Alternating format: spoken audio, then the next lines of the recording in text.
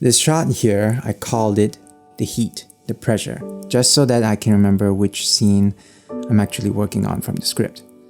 The idea behind the scene is it represents how some people react toward subject matters that relate to God.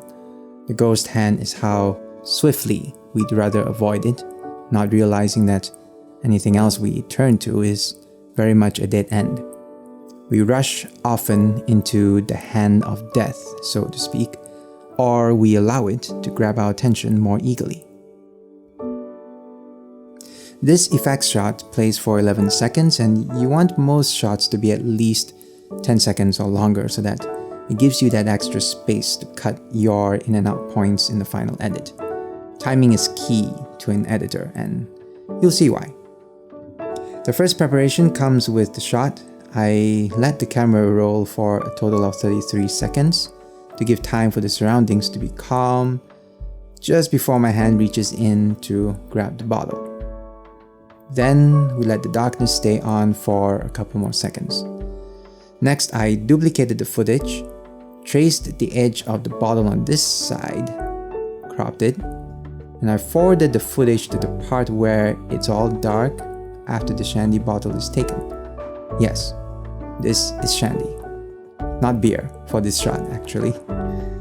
The next step was I wanted only my hand to be seen, not my arm, so that it looks like a ghost hand. So from here on, it's the whole task of masking and masking each part of my hand that can be seen as it grabs Mr. Shandy bottle here. This took a while to animate, making sure I cover all the tiny areas. Then I reduced the saturation to make the hand look very pale.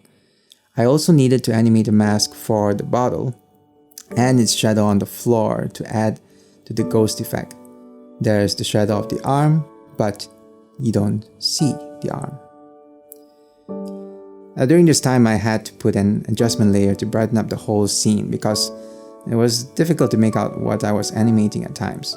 And I think the original footage was a bit too dark. Next, we needed the black mist. This is how the original footage that I found online looks like. So I keyed out the green, duplicated 2 more copies because I needed it to look like thick mist. Added a blur so that it looks like it's in the background. Now, you notice how it covers the hand and the bottle? And this is where we need to mask again. Less tedious work this time, but the mask needs to cover and move around the area that touches the smoke. Then we mask the light bottle, I call it, and thankfully it doesn't move. Now we add our little blue flame here. I changed the composition mode to screen so that the black areas around it would be transparent. Now I added a code or expression in the position properties so that it would appear to float in the bottle, just to give it a bit more life, so to speak. Then I duplicated the same layer, but I reflected it and resized it to make the reflection of the flame at the bottom. And there you have it, our little 11-second special effect. Thank you so much for watching. For more behind the scenes videos, click the bell button to be notified on the next one. And I'll see you guys there. God bless.